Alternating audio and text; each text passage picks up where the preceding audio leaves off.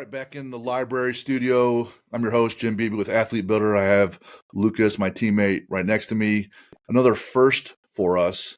Normally, it's just Lucas and I interviewing someone else or diagnosing a book. This time, it's more of a panel discussion. As you know, the premise of the show with being Athlete Builder, we're trying to help build athletes, get them better in all components, all ways. So what we have on today is we have five D1 athletes, all at the same school.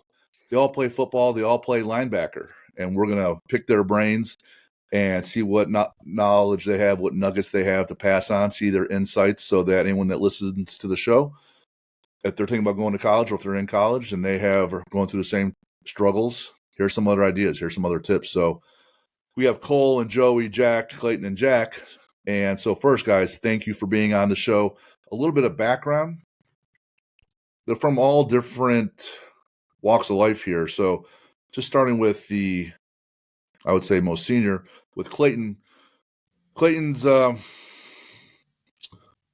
linebacker leader, he wrote down. TC1, I'm not sure what that is. And 22, he's all conference leadership award and co-MVP. Seventh in the conference in tackles. And 23 got hurt in the first game against Kentucky. He's a bio major, pre-med, and what he wrote down that he's kind of at the crossroads right now. He's either looking at the NFL or one more year of eligibility, which I just learned a few minutes ago, or potentially medical school. Clayton's also married. Moving on to Cole Pierce. Cole's graduating. He only has a few weeks left. He was second on the team in tackles with 45 solos and 33 assists, 3 sacks, 1 pick. 23, he was a starter, team captain. He's working on his MBA. He was 16th in the conference overall in tackles, and he's not sure where he's going next, but pretty soon we're going to be finding out. We have Jack Beebe, a sophomore, 9 tackles, 9 solos, 6 assists. And 23 is a 4-unit starter on special teams. And there's 4 different components for special teams. He was a starter on all those. He was played a little bit of linebacker throughout the season. Degree's going to be in business analytics and his MBA. Then we have Jack Wiegold, also a sophomore, 4 assists and tackles, working on his business degree and MBA. And new to me, a late entry, lucky to have Joseph Joey Stemler, sports administration guy, sophomore, also 18 tackles, played a little bit more linebacker, and also special teams. That's the basic bio or background for our 5 guys. Thank you for being on the show today. Appreciate it. Thanks for having us. No problem. Thank you. So the first question, and we'll start with Clayton. What was the first oh shit moment? I mean, I'm actually playing D1 football, and there's bigger, stronger, faster people coming at me. Oh man, this is really gonna count. This is something different. Yeah, I would say mine definitely happened all in my first game. I early enrolled as a freshman, so I got to be around the team a lot in January heading into that fall camp, and I got into a position to where I knew I was going to be able to play special teams in my first game. We played IU at Lucas Oil that year, so it was a big game as is. IU doesn't like to come to Ball State, so we played at Lucas Oil that year. And opening kickoff, I was on kickoff return. I was supposed to work on a double team, and one of our running backs kind of whiffed his part of the double team, so I just got stuck unexpectedly and took on a dude and just got put straight on my back. Kind of got up. It was a fair catch anyways, so it didn't matter. Kind of got up, and I was like, oh, okay, I'm good. That's how I got it is. hit. Let's play football. Yeah. All right. Hurt more than you thought, about the same, or, that wasn't that big of a deal? Honestly, I was probably so amped up in that moment that I had no idea. I probably came off the field, and it took me a minute to realize what really just happened. Were you taking pre-workout like Jimmy Daw or anything like that? Oof. I'm a straight caffeine guy. I'll Straight stay away caffeine from guy. all the extra. I'll Gotcha. straight caffeine pregame. Gotcha. How about you, Joey Stemler? First time thinking, oh shit, man, this is different than what I'm seeing. Yeah, mine's very similar to Clayton. It was last year when we played Tennessee. Opening kickoff, I was in kick return, same thing. Went to go back for a double team, and right when I turned around, he was just right on top of me, and he just came and just absolutely lit me up. And I went straight on my butt and kind of rolled back, and I was like, man, whoa, this is college football right here. Right. And I mean, it hurt a little bit on the tailbone, but I got back up and it kind of, I was like, all right, let's go. Like, it was that first hit, and after that, I was good to go. How about you, Jack or Jack? Yeah. Mine was the first day of camp, freshman year, being a camp start walk on. You don't really know what to expect. I came in, I couldn't practice the first day because I didn't have my papers in or whatever. Most guys can't that started school, but I just remember I was in Brandon Martin's line and we were doing some warm up and I didn't finish through the line and he just ripped me a new one. And like granted, like that was right after the MAC chip. He's the reigning defensive player of the year, and I just had no idea what I was getting myself into. I felt like at that point, but I got ripped a new one by a player, which I've never had that happen to me, being coming straight from high school. But obviously, that's my welcome to college football moment. The other Jack, what do you have to say?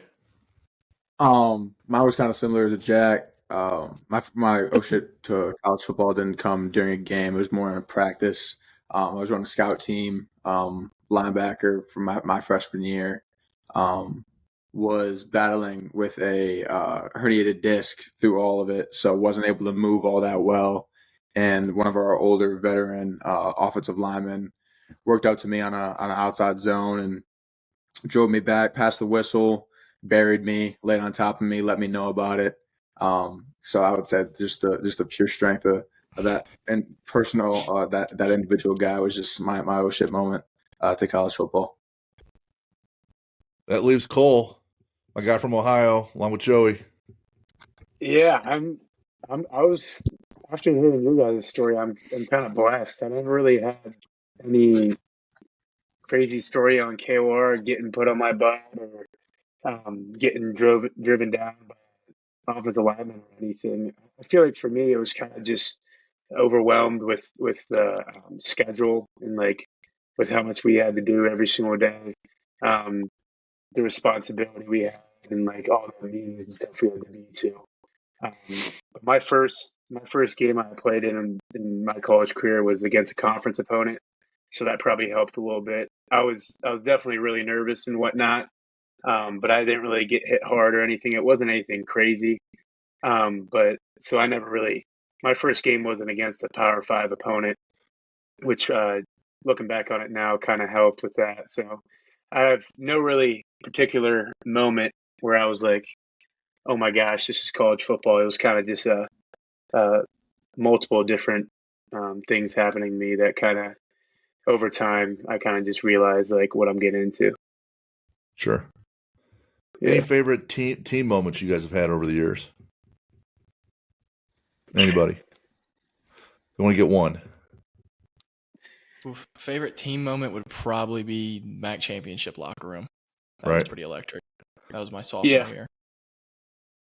I would agree That'd with be that. amazing. Just winning so much that year. It was just a great culture. Obviously, when you win a lot, everyone's really happy. Everything's great. So that was definitely a good experience throughout that entire year. Were you guys there when Peyton showed up with Dave Letterman? Yeah. You guys were there for that too? Yeah, what year was that? That was right around the year you guys won, I think. Yeah, he did Peyton's Places, or Peyton's Place, whatever he called it. Yeah. That would have been right around the MAC championship. And then was it Brandon Martin that had like bleach blonde hair? I think he dyed it going into camp. 1 year. So he's standing in that pond with the frogs. Yeah. The opening scene of that episode. He's standing there and Peyton's walking by with Dave Letterman, and then there's a kid in the full uniform just standing there in the water, like in the fall, like cold. And I'm like, I'm like, what's going on? There's 2 episodes on Peyton's Places that were hysterical. That one was absolutely super funny, and then one with Marshawn Lynch. So that's cool you guys saw that. How about a favorite away game venue? All I remember from Tennessee is first down Vols, and they're screaming through the sound system.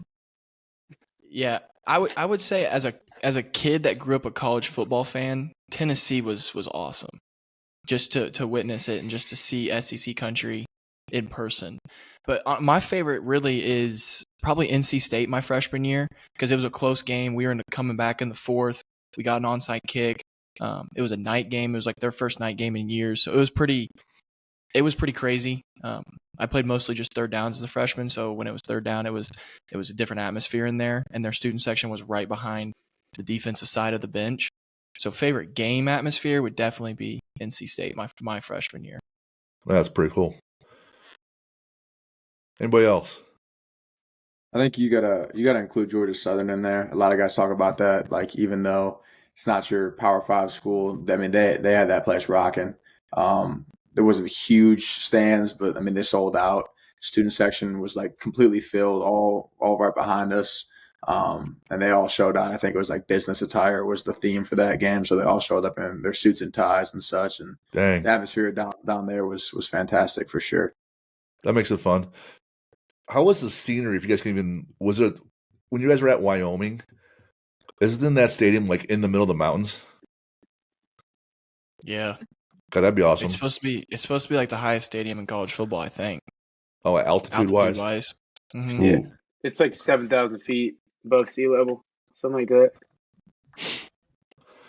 When it all begins in the year, you guys start in camp, and each year camp is different for each person in a different way, right? What is, if you could say, what's one or two of the hardest components of camp, either surviving and getting through, or thriving at a higher level? How about you, Joey? Okay, there you go. Or Jack, go ahead. Go ahead, Jack. We'll give Joey some time. I would say like the everyday, the competitive nature of every single practice. Like you're never getting a day off where it's like an easy day or it's like you're not at someone else's throat. Like every day, no matter if it's just like a helmet practice, you're still trying to compete. Full pads, like that's the most you'll be in full pads all year. So I'd say like the competitive nature of every practice, like you gotta come with it, or you're gonna be embarrassed and ultimately pay for it on the depth chart. I'd say, but I would say like the competitive nature every day is probably what most people aren't super aware of in ball camp. Yeah. I would have to say, I think for me mentally, or with me, the mental side, especially like the playbook, because you install everything. You know, you do one thing one day and you just keep building more and more. So if you fall behind, let's say day 1 or day 2, when you get to day 7, day 8, man, it gets really hard trying to remember all these calls, trying to remember all the checks. Especially playing the linebacker position too. You get to know what the D line is doing, what the safeties are doing, you get to know what everybody's doing. And it can be very, very hard if you don't understand it and don't stay on top of it. Is there a way to prepare going into camp on that component? I would say yes. I mean, obviously understanding the basics of, the playbook, and, over time, as you get older, you obviously learn it better and comprehend it better. But, I think just teaching yourself to slow down and not trying to do everything so fast and worry about it, worry about messing up or making a mistake, and just slowing down your mind just to process one thing at a time. If you're making a read, right or wrong, is it better just to make your read and not second guess and play slow? Just make your read and go slow, and then apply as fast as you can. On average, Fast is always better. Fast is always better, right? Even if you're wrong, gonna do right? something wrong, yeah. If you're gonna do something wrong, you better do it fast. Right. So you can adjust. Anybody else any other thoughts on camp? What about the heat alone? Your weight going up and down.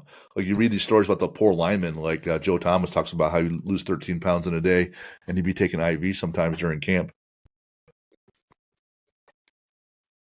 Yeah, no, that's definitely real. That's definitely real. Some days are definitely worse than others. We had a couple of night practices here and there, so obviously those aren't as bad. But yeah, on a normal day, at least for me, you're talking about losing at least 6 to 7 pounds some days if it's humid, which I think one day was, we all talked about it later in the year, but we had one day that wasn't a paddock practice. We were just in shells and helmets, but it ended up being the most humid day that we had all the entire camp. And a lot of guys lost close to 11, 12 pounds. So it's tough in that aspect for sure. And then you're expected to be eating the same thing. We go to the same dining hall for all of our meals. So you're also tired of eating the same stuff over and over and over again. But your body needs that.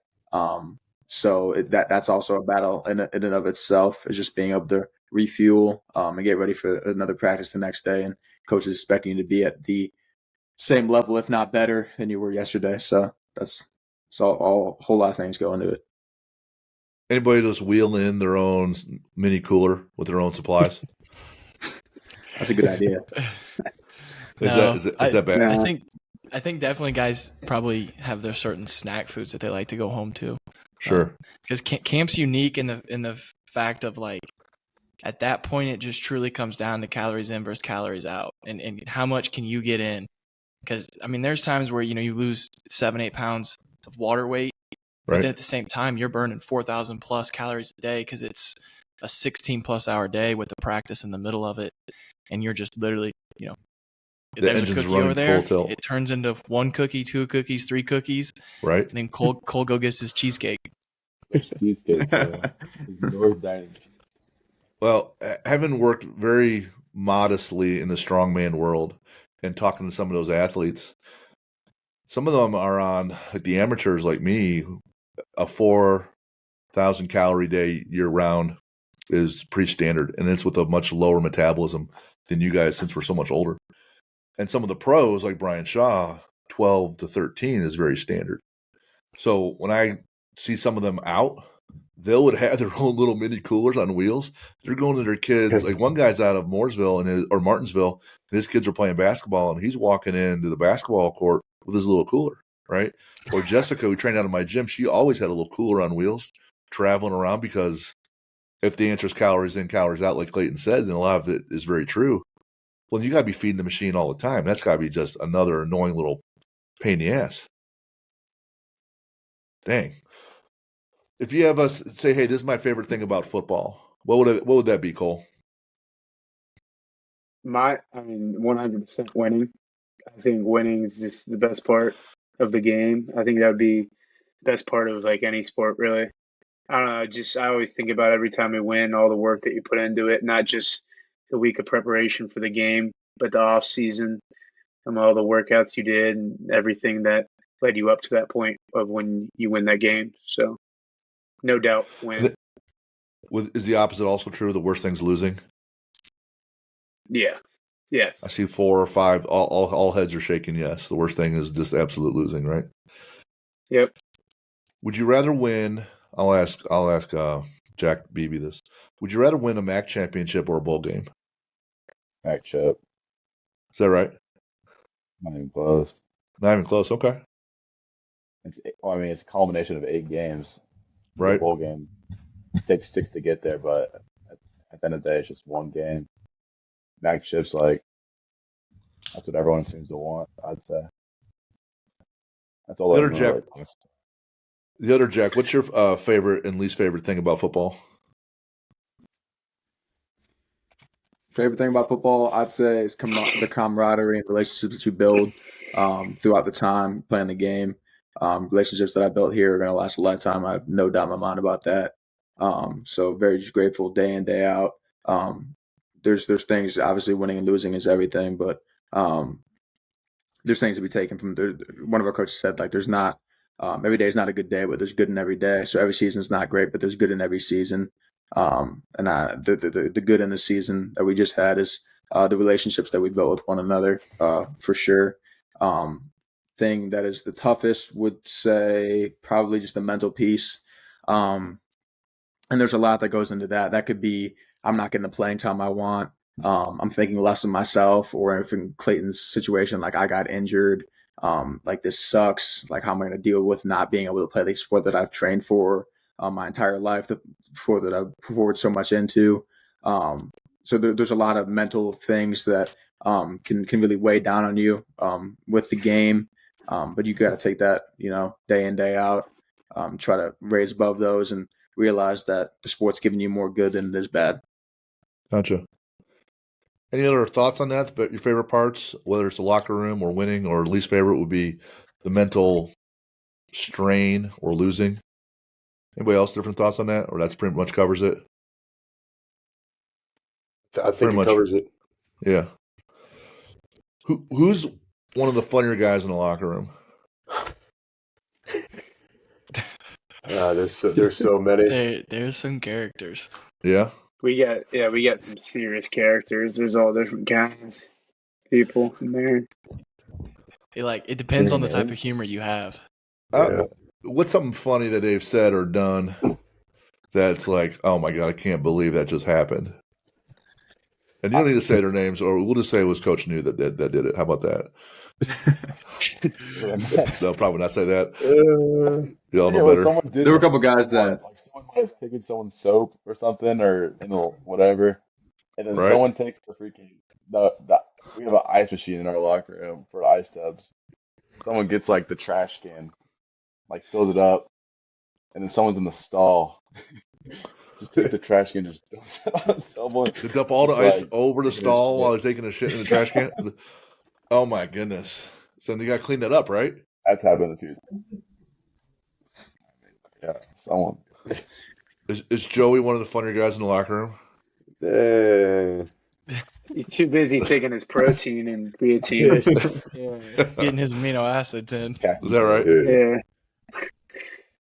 I try to be, but sometimes I'm there and I'm locked in. If that's how you want to describe it. Who flips a switch? Well, they're the nicest, quietest person, then on the field, and it's like, holy shit, that dude's an animal. Quietest? Or who has a big dichotomy in their personality? Two different split personalities. Damon, maybe. I don't know. I could definitely Damon see would be Damon good. Kaler. Damon, that's a great one, BB. That's a good one. Offensive line Probably for Damon, sure. honestly. Damon's.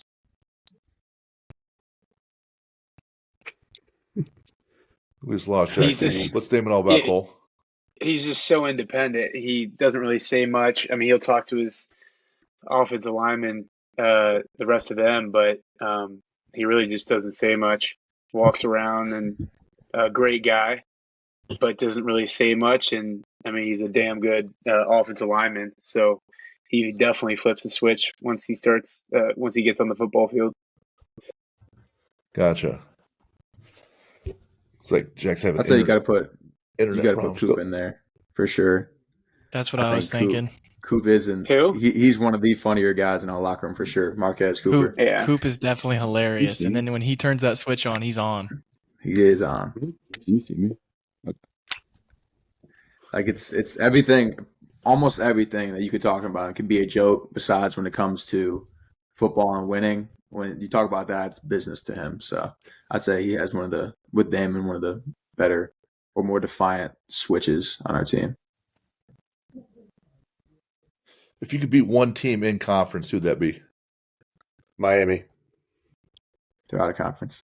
Oh yeah, they can see it. Well, I mean, in conference. Well, yeah, they're in the one team. They're another division. Yeah, they're in the East. Yeah, but they're in. I meant in the MAC. Oh, and across the whole entire MAC, 100% Miami. Yeah. Mine's Toledo. I was going to say, as a Ball State person, people would probably frown upon this, but mine's Toledo. Yeah, mine's Toledo. Mine is considered one of the main rivalry games, right? Toledo's not. Yeah. So why Toledo?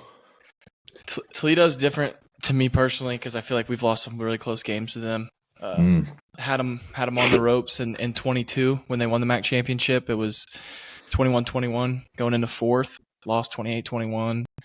This past year, it was 6-6. Yeah. Going into the fourth and then finished 13-6. And it's the West. You know, you never want to lose a trophy game to Miami, but they're in the East.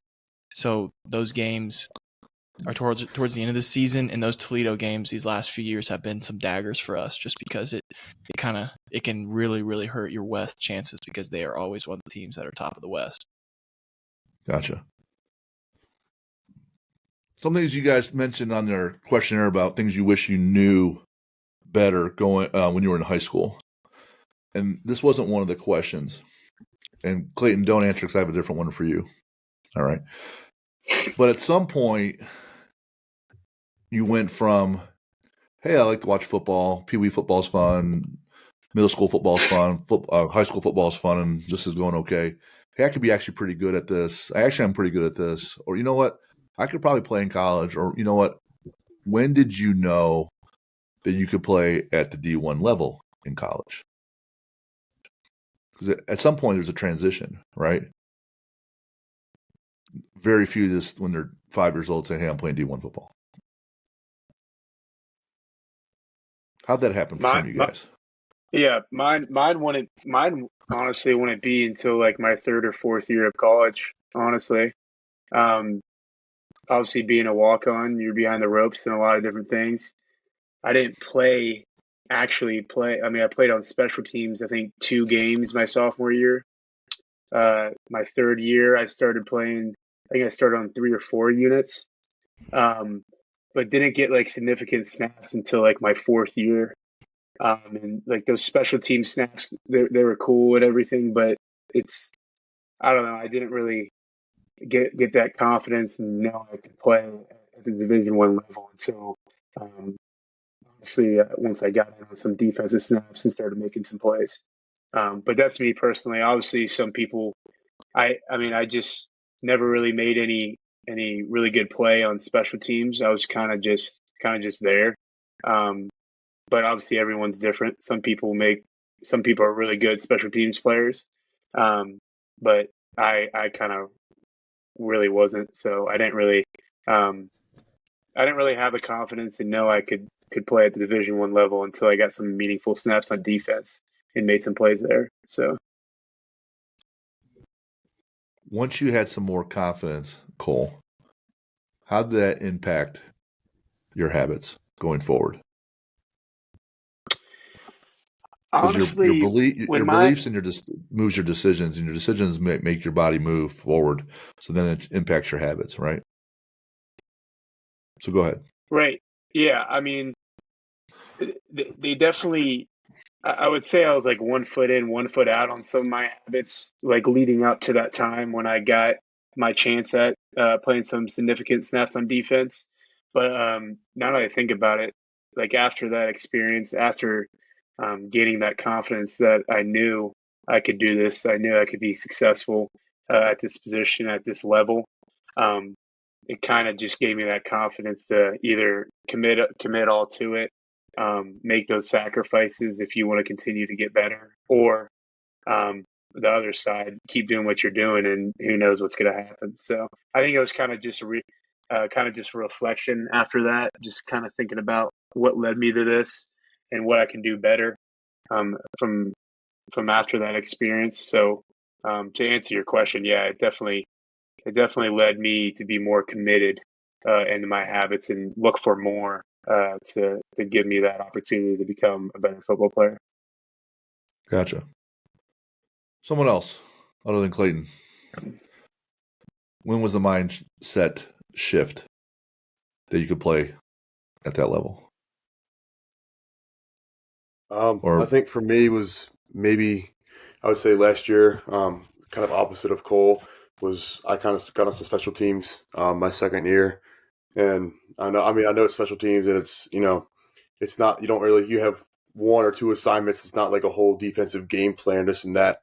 But it was just more of me of, I can, like on kickoff, for example, I can just run down, I can go make a tackle, or, if I can make a tackle on kickoff, then I can definitely do it in a game. If I have that confidence of running down and just, shooting my shot, why can't I just do it on defense? And so, each game I felt like, I was getting better and better and just more confident in myself of just, hey, if I see the gap in kickoff, let me go shoot it and, see what happens. And, and after a while, like I said, I started gaining that confidence, and then it led to on kick return and punt team as well. Just doing my job, and if I can do my job on this, let's go do my job on defense. Do how much more different and harder can it actually be? Gotcha. Either of the Jacks got an answer? Maybe we're not there yet. For me, I would say week 2 versus Georgia. I was getting some scrap time at the end of the game, which like you feel a certain way about it. It's like, yeah, I'm not the guy, obviously, so I'm not playing the entire game. No one really wants to be in there for scrap time just because you're getting your butt kicked or whatever the case may be. But it did spur a little bit of confidence after that because I did make a play on a jet, took a good angle, shot my shot, made the play. So just like little moments like that, I guess, for me, just like the confidence that you kind of need. Just to be like, oh, I can do it against a team like Georgia, even though it's their second, third string guys. These guys are probably 5 stars coming out of high school, ranked really highly, good athletes. Kind of just makes you feel like you belong, gives you that self of confidence that maybe you might previously not have. Not getting a whole lot of tick, so I'd say that for sure. Gotcha. Last one, Jack Beebe.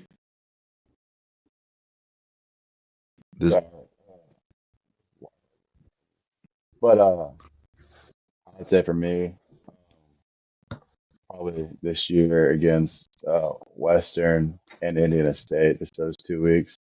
I don't think they were back to back, but I think they were separated by 2 weeks. Just getting snaps, so like not scrap minutes during those games on defense, gave me a lot of confidence.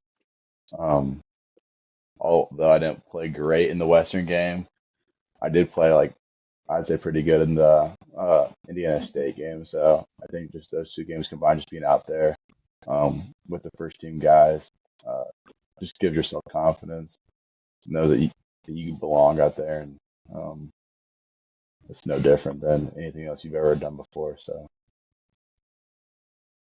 Gotcha. Now, with Clayton in your questionnaire here, you said you were looking at either medical school, which is unbelievably painful, and a long road to hoe. And then you said you're considering the NFL, which a different way, unbelievably painful and a long road to hoe, but probably shorter, right? But at some point, you had to come to the realization or thought, you know what, I could play D1 and I could play in the NFL. And if you didn't think that, you wouldn't be considering that option. So at what point you're thinking, you know what, I could play in the league and I might have a shot there and I'll shoot my shot and see. I'm not saying you made that decision to do that yet, because even you said you're at a crossroads with 3 different options: returning to college, going to medical school, going to the NFL. But in all 3 of those, you got to believe you can handle all 3. So when did you think, hey, I could actually play in the league? I guess my career started off, being fairly recruited out of high school. When I first kind of got that first offer, things started rolling. I was like, oh my, this is a dream come true. This is really what I wanted to do. And you get to college, and I played my freshman year, and I had opportunities to play, but I knew I wasn't elite yet. I knew I wasn't anywhere near what some of the other guys on the field were. I knew I was good enough to play, but not good enough to make a huge impact. As the seasons kind of went on, I made more and more of an impact. And about after the 21 season, I played in all 13 games and felt good. Felt like I, had an impact on the team, and felt like I was moving closer. And there was a part of me that was like, man, maybe, if I don't ever crack this and ever get into an all conference type of season, get into a higher level season, maybe I'm not ever going to get to the NFL. So there were ups and downs with it, but really after the 22 season, I had back-to-back 100 season tackles or 100 tackle seasons, and knew that, okay, I got a chance. I got the stats that kind of push a little publicity. I got an all-conference tag on me. I got multiple different all-conference first team, second teams from different publications, and I had some agents hit me up, and I was like, oh, this is real. There's a chance here. Talking to them and hearing what they had to say about like my draft grade and where I might fall, and heading into this season, I knew, if I have a pretty good season, I play good against Kentucky and Georgia, then I'll have a chance to maybe sneak into the late rounds and try to be a 4, 5, 6, 7th round guy or high priority free agency. And I just knew that was when it came real, and I just needed to have a good season. And I've always told people that plan 1 and plan 2, there really wasn't such a thing. It's always 1A, 1B for me. I wanted to go to the NFL and I wanted to become a doctor. So I did all those simultaneously. And like you said, I'm at a crossroads in this point where I need to decide, with my injury, do I come back off of a medical red shirt, or do I try at the NFL, or do I hang it up completely and become a doctor, or attempt to become a doctor, because I still am going through the application process. But really, I would say the last couple years, after the last 2 seasons, I kind of was hearing more and more rumblings about the possibility of the NFL being real. Gotcha. Well, in hearing your answers from my short perspective, it seems similar in that each person was brought onto the team differently. Each person has been through challenges, pain, I call it straining, under duress. And each time you have any kind of success, you build more confidence. So one of my phrases is always confidence comes from reps. And the more meaningful reps that you have, the more confidence you have. I think the easy example is most people are confident squatting 135 with that on their back, not so confident with 535 on their back. And getting through medical school, there's got to be confidence. Hey, I can actually handle biology. And I can tell you specifically in chemistry and biology, Jim Beebe really could not handle that very well. So there's no confidence I'd be getting through medical school because I don't have the reps that back that up. But with you guys, every time you guys had these wins, you're like, hey, shoot, I can do this. And also, every time you have these wins, they usually, I might be putting words in your mouth, they seem to occur simultaneously when you said, hey, I went all in and I shot my shot here. And I just did the best I could, right? And it's the doubt, the lingering, that negative voice that kind of holds you back, play slow, that leads to a negative play, and then confidence deteriorates. Now that you guys see that, hey, every time I've been through adversity at some point, I've done okay, right? Even if you don't play in the NFL or you're not all conference, hey, I handled all those weeks in camp in the heat. I handled all that duress from different personalities, people screaming at you, MFing you, right? I handled all those wins, all those losses while I'm getting a master's degree. Are you really that afraid later when you graduate and say, all right, well, I have a job now and, I have these new challenges? At that point in your life, you've had so many experiences, so many reps. You got to be like, you know what? I'm probably going to be okay no matter what, right? So then the challenge becomes, hey, I'm playing at this level, or I'm this smart for medical school, but I need to be at this next standard to achieve that level of success. Now that you have this level of confidence, do you feel that you're more apt to push? Hey, I did okay given this much effort. I got to this level. What if, now that I've seen I can actually do these things, what if I pushed here? What if I did more playbook reading, right? Can I get here? What if I got a little bit faster? Can I get there? Does that then drive you more? Does it change your habits at all? Does it change your behaviors witnessing some successes like that? Anybody? Yeah, I think it does. I think it makes you more hungry in a fashion, more ambition, more drive. And always the part for me as I got older was younger me would always just more effort and just go harder. And as I got older, I realized, wait, there's other ways you can go about getting better. Like that bar that you're trying to raise isn't always going to be raised just by pure effort or just going harder. There was other fashions, there was other small things that I could change, lifestyle, school, anything football wise, that you can change at a small level to increase.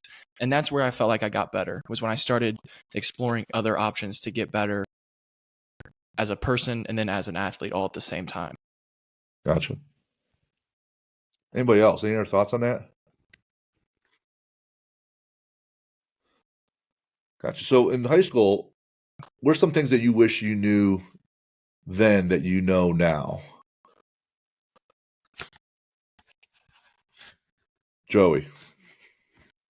Yeah, I mean, there's, many. I tell Jack all the time. It's like, man, I wish I knew how to do, this certain technique when playing linebacker. I wish I knew how to, instead of just running straight down into people, how to actually use, a post and punch move, or how to dip and rip and get off blocks instead of seeking out contact. It's like, I wish I would have known how important sleep and nutrition was in high school as well. Because, that's, like everybody says, recovery is one of the biggest things. And nutrition obviously plays a big part in that. And it's always how great could I have been, and all these what ifs back in high school if I would have known all those things. So I think for me it was definitely technique and my sleep and nutrition for sure. Gotcha. What else? Anybody else? I would say just finding a mentor. Honestly, I can't put my finger on one thing that would um, honestly help me the most, but I think finding a mentor has helped me a lot in college, especially with like Cole and Clayton are two guys that are we like to joke they're like grandpas for us, but or dads, whatever. But uh, they've helped all three, me, Joey, and Weagled a lot. With both of them graduating, like they've passed so much knowledge on to us. I just wish I had something like that in high school. That's been through it, or that's going to play college ball. Really, like where I came from, there wasn't a whole lot of people going to do it.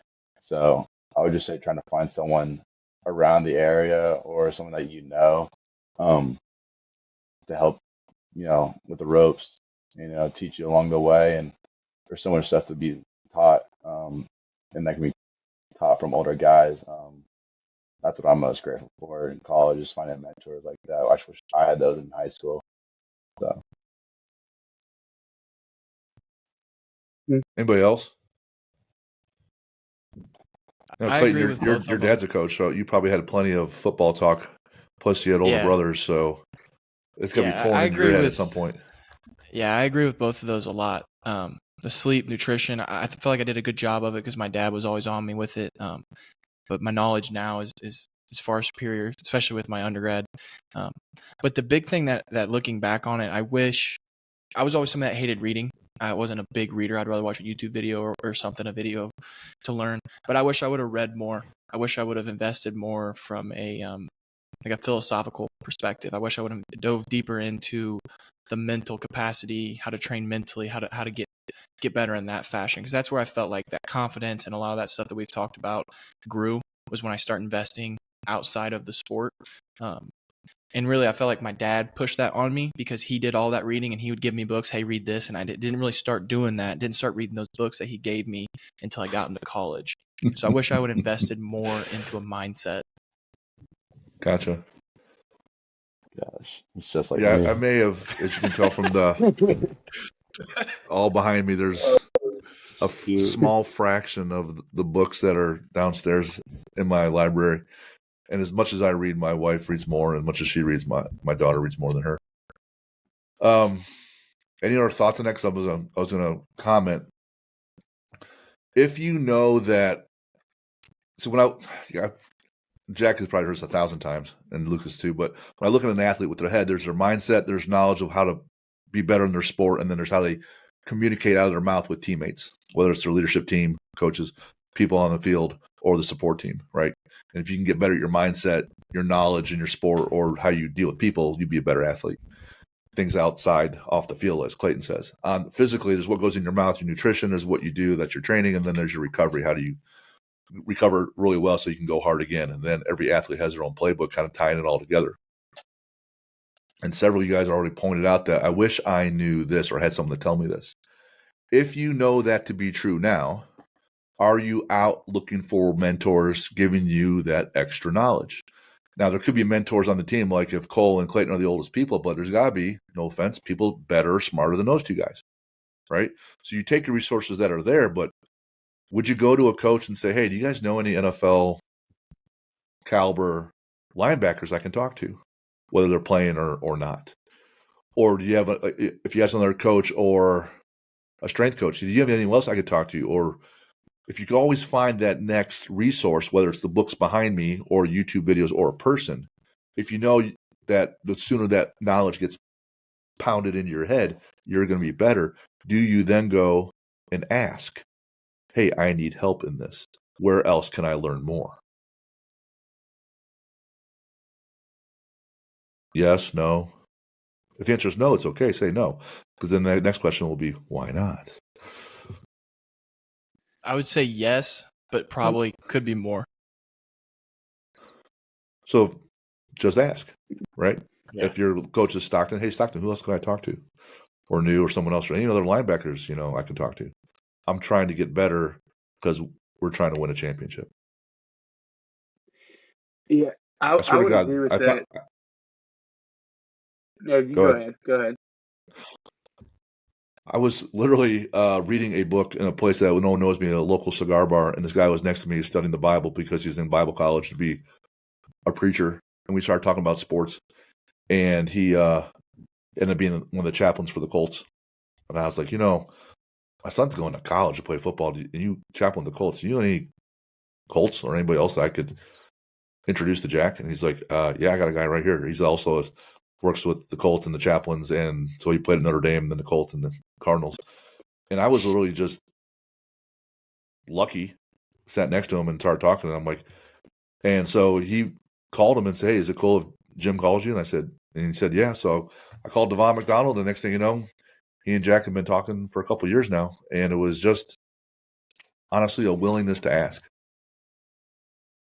It was luck and a willingness to ask all the time because I don't really care. I don't worry about what people think. I'm just going to take a shot. Go ahead, Cole, your turn. Yeah, no, just to go off that, I feel like I completely understand what you're saying, that you're looking for someone who's maybe better than me or Clayton, like you said. Maybe he's in the NFL, he has a higher status or like platform or whatnot. But I feel like I learned a lot and kind of I just learned a lot from other people on our team. Like even if they were younger Sure. from me, I've learned a lot from coaches.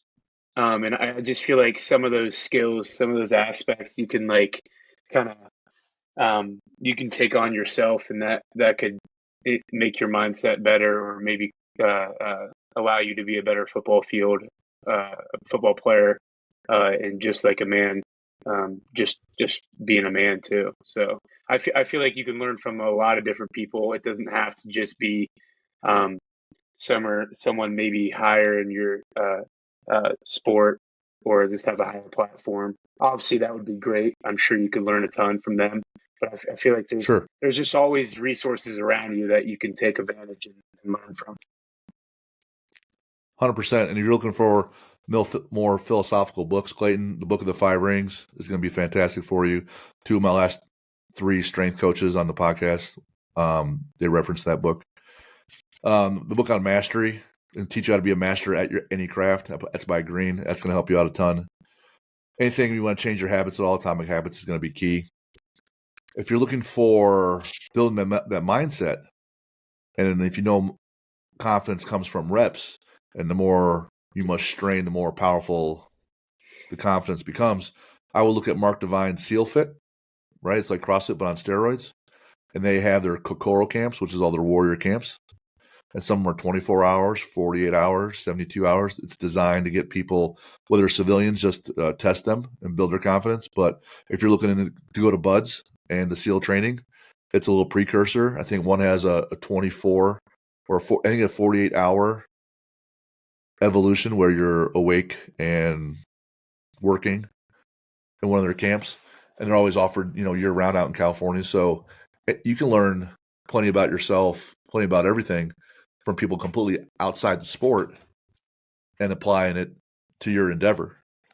Just keep looking and hunting for it. If you're looking at your mindset in your head, I asked, what are 1 or 2 things that are critical for your mindset as an athlete? And Cole said, my faith and not getting down on yourself when you make a mistake. Talk about how your faith has impacted you on the field or your mindset. Yeah, that is that's kind of somewhat new. I really prioritized my faith about 2 years ago, influenced by a lot of my teammates, and just the strong relationships I had with my teammates. But the faith I believe in, I mean, it's just kind of what Weagle was talking about earlier. You're not really judged on win and losses. You're not really judged on making a mistake. He's always going to love you, and stuff like that. My faith has just given me such more peace of mind from things like that, like getting down on myself. but I always know that someone's there for me, someone loves me, someone cares for me. So really, really just a peace of mind aspect of it. And just when I mess up, to go into my second point there, when I mess up, it's not the end of the world. It's not. There's bigger and better things than just missing a tackle or missing a fit. It just really helped me with my perspective and just gave me a great peace of mind. Who else? That's a good answer, Cole. The perspective is key. One little play doesn't win or lose the game. It's more your ability to adjust and get that feedback loop as quick as possible so you can improve as quick as possible. And staying humble allows you to hear the lesson, feel the lesson, so you can apply it quickly. What's another thing that's been critical mindset-wise? Let's say Jack Beebe. I would completely agree with what Cole just said. Especially with the faith, just having that perspective. I completely agree.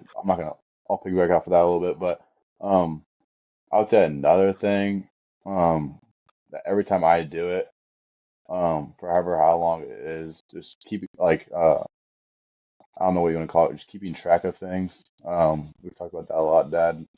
Um, like I don't know what to say, like recording data essentially, just to see your wins and losses, and what you do, like whether that's your weight, your sleep, um, the amount of times you pray throughout the day, like anything, um, stuff like that, has really, every time I do it, um, I see dramatic improvement. I'd say so that for me has helped me the most mentally. I'd say.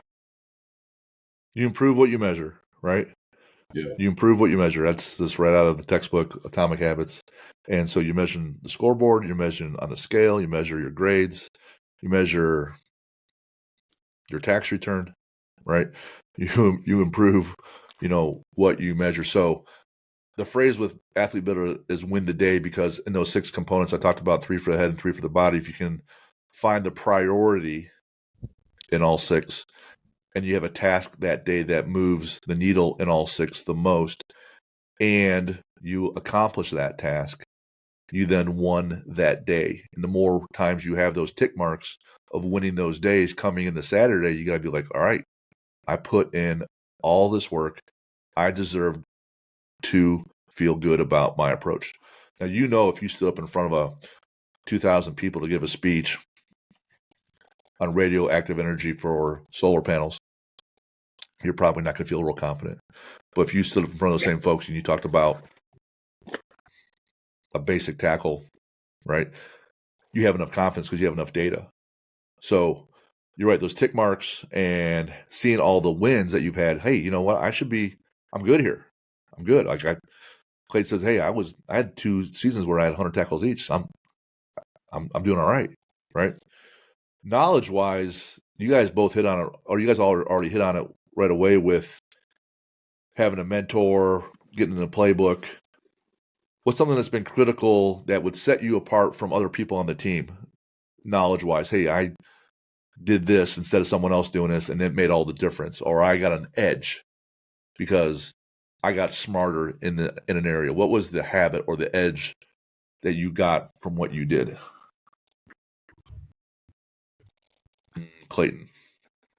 I think I was spoiled a little bit in the fashion that I grew up around football. That's all I did all day, every day. I had 2 older brothers, and my dad was our head coach growing up.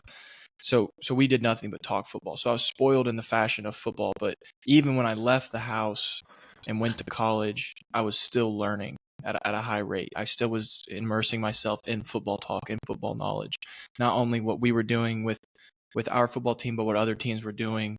And I think that was a big piece that a lot of people like, man, you know our playbook so well, or you know this. It's like, well, yes, I studied our playbook. I studied it hard, but I also immersed myself in football so much, not just playing Madden or not just watching it on TV, but actually learning it, actually studying it.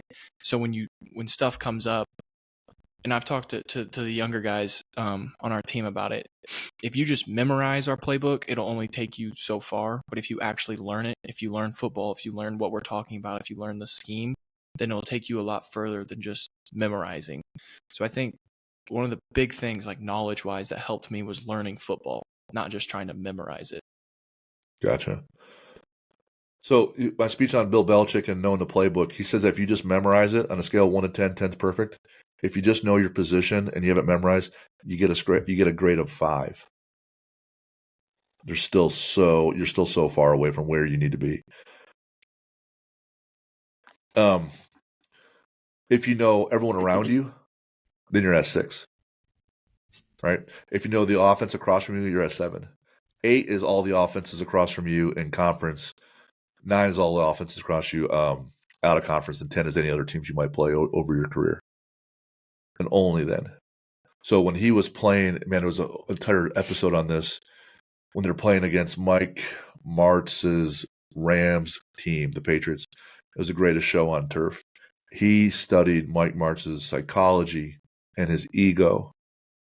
And he knew, or he hypothesized that there's no way he would go away from the pass. And so they just loaded up against the pass, and they had Marshall Faulk, and they could have run and run and run. There was nobody up front, and he refused to go to the run game, and he lost. And you had to know that it's that level, then you're at a 10. So to your point, Clayton, just knowing, memorizing your position, you're literally only halfway there. Anyone else? Got an edge or a habit, knowledge-wise, getting smarter. I learned this about, it could be in anything. It doesn't have to actually be on the field. Yeah, I got a couple of things. I feel like I kind of took my intelligence or knowledge on the football field to another level, similar to what you were saying, but just kind of thinking in a different perspective, kind of thinking like in an offensive perspective, like for instance, why they line up the way they do, why they put players the places they do. Similar to things like defense, like we align in certain places for certain reasons. They align in certain areas for certain reasons. Small things like splits, obviously down and distance. I didn't really think about all that stuff when I first started playing football, especially in college and high school. High school, I didn't think about that at all. But once I started playing more ball, once I started getting the playbook down and have very confident about that, that was a kind of another way to expand on my knowledge because those things matter. And you can really determine if it's run or pass or even a certain run or pass if you look at some of those things for sure. And yeah, that was it. That was a huge reason or a huge way how I expanded my knowledge for sure. If you know yourself and you know the opponent, you will never lose 1,000 battles. That's kind of the deal, right? So do you guys ever take a journal or take notes and saying, hey, you know, I ate this way going into this game, but ended up being a later game and I was still hungry, or my stomach didn't, respond, or I studied 1 hour extra on the playbook and ended up being enough, or I studied 1 hour and it wasn't enough. You have your idea of what I need to do next, but then you have to adjust because you could be wrong, right? Do you guys take notes after practices or games or conversations with coaches or when you have evaluations? I think some of you guys met with your D coordinator recently. You guys take notes and say, hey, I had this thought going in, and then you kind of check yourself so that after a season, you might have a lesson that you learned, but if you don't write it down, if you're like me, I forget. You guys have any habits with that or any successes with that or no? I would have to say taking notes after a practice, or something I really started doing this year was after our morning practices, going back up in the afternoon and meeting with Coach Stock and, going over film with him, because obviously when we watch film, maybe as like a unit together, we have our own ideas, we have our own critiques. But if you go meet with Coach Stock, he will have his own ideas and his own critiques, and so you might get maybe more detailed notes, or he'll kind of explain, as Cole was saying, about when you see the running back do this, it's most likely going to be this, and the reason why they're doing that. And sometimes you might miss that as a unit, or you just get different insights. So I 100% take notes on that, or like just little things like this formation's 86% pass, and why is that? Gotcha. That could be huge. That can make a big difference on a drive. I just saw this clip, and I sent it to Jack, and it was on Kobe's approach to watching breaking down film. And he said what Kobe was describing in the video was most people say, hey, they'll watch their game they just played. I did this well. Keep doing more of this. I didn't do this so well. Do less of this. And Kobe would say, yeah, you're just halfway there after that assessment and analysis. He goes, I want to see what other people's body language looks like on my team or on the opponent's team coming out of this situation. I want to see what this angle looks like with this guy's shins, tells me where he's going next or where the ball is. So he's looking for all those tells, like you're playing poker, right? And he's looking for all that data. So he says that watching a game that lasts 2 hours, it'll take him 4 to 5 hours to break it down because you're rewinding and taking in all that extra data. Now, he's one of those folks that I call it the statue, where they literally build statues of those people. And he was so obsessive on his preparation that few attain that level. But you get an idea that there's all those nuances. And to your point, Joey, you can pick those up from other folks. So if you're doing that, I would say keep going. Anybody else? We're all good there? On your team, whether it's I'll say one more thing. Yeah, go ahead. Hold on. With like the thing we started doing, I think it was Mark Stoops. Is that who said that started doing the end of Right. So battle of angles? Now you can talk about that more. You know, like what we did after So I went Monday to meetings or whatever. Ohio State's football camp with the coaches, and they had different coaches speaking on different components, whether it's talking to X's and O's with ball or whatever. But Mark Stoops at Kentucky is a military guy also, and whether you're in the military or you're at a pharmaceutical company like Merck, when you have a major event, they have their debriefs, right? And they will call it their AARs, or after action report. So after games or practices, the players all have their after action reports. Here's what I thought going into the game. Here was my assignment. Here was my mantra that was guiding me through the game. Here's how we did. Here's how my approach worked or didn't work. And here's how I would adjust next week. So it's that here's your game plan going in, and then how did it go? And then you have your data so you can adjust going forward. So just having I call it an after action report. It sets up the framework, and it's on one of the workbooks I'm creating for our athletes, whether in any sport. But it's like a workbook so that every week you can you have all your notes, and it asks you all the questions. So having some kind of debrief, like if you're not doing it now, whatever company you're at, you will absolutely be doing it. And if Cole's a doctor and he has surgery on somebody, there's going to be a debrief on how the whole procedure went. And Jack just had his hand worked on. The doctor came in and said, hey, here's how the procedure went. The incision took this. We got the screw in here. It was a 30-minute procedure. There's no complications, et cetera. So there's constantly that feedback loop. And the quicker you get it and the more detailed you get it, the better your product or person or company is. So is that about sum it up, Jack? Yeah. Yeah. So between your coaches and your staff and your family and friends and all your teammates, like how many different cultures and subcultures are there on that team? And communicating and getting along with people, that's got to be tough because you got a 120 person roster, all these different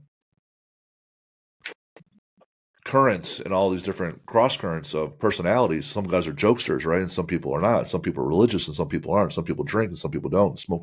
Some people smoke weed and some people are smart, right? What's that like for 4, 5, 6 years of immersing yourself in a diverse culture like that? How do you guys mesh? What does that take? What does that look like communication wise from a teammate perspective?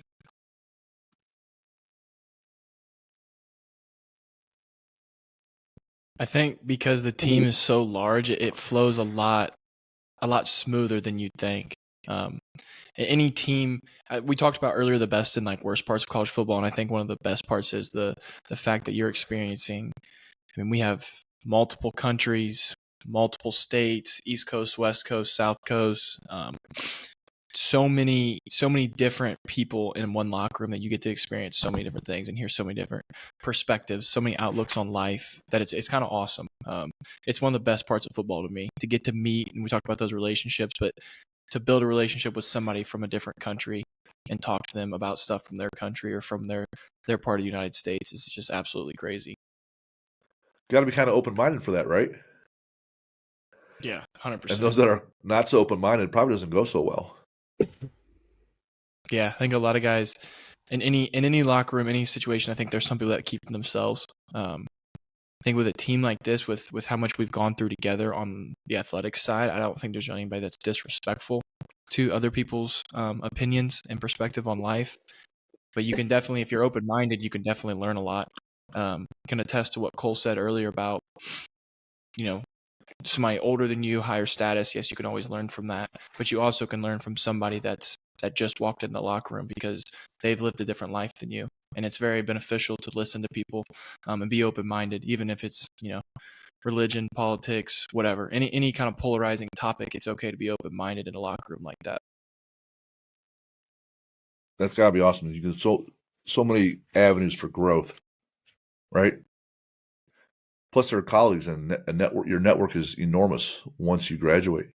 If you have a 100-person roster this year, well, last year you had a 100-person roster, and some of those people were different, right? And Clayton's been there 5 years, 6 years, close to 5-6 years. That's probably overall net 300-400 people, plus coaches, plus support staff. I would make sure I have phone numbers and email addresses. What's been a challenging component, like dealing with coaches, or that's something you didn't expect coming to college? Hey, man, I didn't think it was going to be like this, or this is a lot harder than I thought. I haven't heard from Weagold in a minute.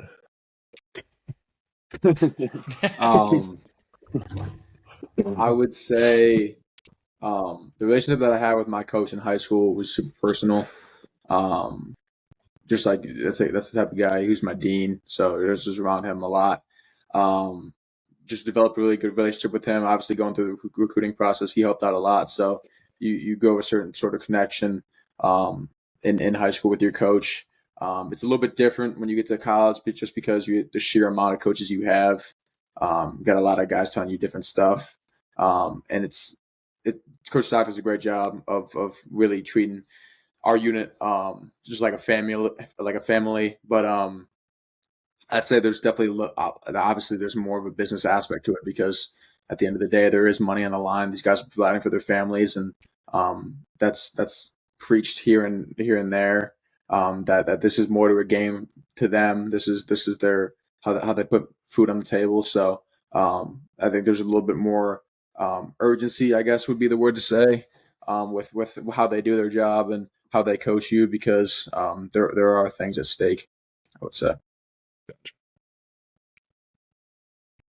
What do you think, Joey?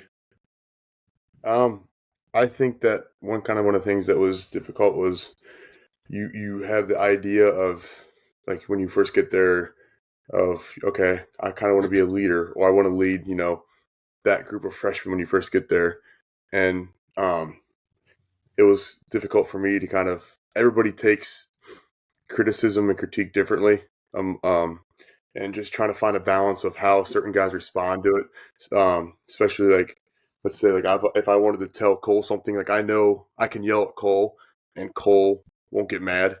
But then if I was to use the same technique on Weagold and I start yelling at him, he will respond differently than how Cole does. And it was just trying to find which ways work for what guys, and trying to like balance that and try to coach guys as well and lead guys without being that, douchebag type guy who thinks he knows it all. I'm sure Clayton's dad could attest to this. There's the X's and O's. There's the science of coaching, right? But the art of coaching is equally as important, and how you reach someone and get them to move forward. And it's different for everybody. And just because you might be right and you're shoving it down someone's face, they might not actually try at all to move forward because they hate you, right? So that artwork of communicating and working with folks is going to be critical. You guys must have some different personalities in the coaching staff, right? Some people are more aggressive. Some not as much. Some probably just talk very matter-of-factly, and some probably use more colorful language, right? And if you're with me, you probably get a little bit of all of it. It's got to take a little bit of getting used to as well, right? Yes. That's it. Just yes. Yeah. That's a safe answer. I think Gotcha. it goes into the older guys. A lot of the older guys typically will help the younger guys out. Like, hey, like you can't with around so and so. You got to kind of be like this. Hey, so and so is going to coach you like this, but tomorrow he's going to love you like his son. But that coach over there, he's just going to walk up to you and tell you, hey, you have to do this. And I think it's on the older guys sometimes to help explain that to the young guys, because there's a lot going on in college football. It's a business Sure. at the end of the day. And that comes back to that knowledge component. If you're older and you know that, the sooner you get that knowledge into another kid, the better that teammate is, right? So you getting that person better absolutely improves the team, then improves you, comes right back, and you get a better shot. Training-wise, some things that were critical or things that you thought, man, I wish I would have known this, or you guys want to talk about lifting or speed or anything like, habits there. What are some lessons, nuggets, or any topics or things you want to get off your chest about training at a college level? I would say I have to say for me, and I'm still dealing with this, and I mean all these guys on here know one of my biggest weaknesses is my mobility and flexibility. And you can be the weight room warrior, and you can be the fastest guy in the field, but if you can't move or you can't use those muscles the way they're supposed to be used, you might not be effective. And that's one of the things that I really neglected in high school. I was just like, okay, I got to get stronger, or I got to get bigger, because I was like, these guys are gonna be bigger and stronger, so I got to do this. And I just looked past all of that, and it really, really sunk in last year. Is like, man, if I could, touch my toes, I could, be a lot better at what I do. Gotcha. Well, in some ways, being a little tight is actually going to be decent because you're going to snap more. Your muscles will snap a little quicker. On the other hand, if you're not mobile at all, then you move slowly, and your reaction time, your muscle reaction time is not as good. So you guys are in a horrible position in that you're asked to have the endurance to play the whole game. You got to be powerful right off the snap. You have to have strength right at the point of contact. You got to be able to contort your body in different directions. You got to do it over and over so your body's eating itself from a calorie standpoint, different weather conditions. So you have to be so well-rounded at such a high level. It's really, really a challenge. And me, in a powerlifting or strongman world, my arena is so narrow. I don't have those constraints, especially in powerlifting. It's just 3 lifts, right? So it's completely different. You guys are in a really tough spot. A couple of you guys pointed out in your questionnaire that you realized it was important to be strong, but you didn't realize how important power was. Talk about that a little bit. Who wrote that? Weagold. Yeah, pretty much what I said kind of stems off of what Joey was saying, no pun intended. Just like being able to lift a certain amount isn't good if you can't lift that fast. Like there's a whole lot of guys, and I was this way in high school. Like my strength coach told me early on, like I should be able to squat 315 going into my junior year, so still a sophomore at linebacker. So eating a bunch, training a bunch just to lift that certain amount so then I could check that box and be like, all right, I fit that requirement, versus being able to move weight fast and be able to bend are things that I neglected later on in high school that showed up and were glaring issues when I got to the college level of like, yeah, these guys are just as stronger, if not stronger than me, because they're older and they've been through more weight training seasons and whatnot, but they can also bend, they can also move, and they recover quicker because the mobility and flexibility is better, and they're available at practice when I'm not because something A or B is hurting.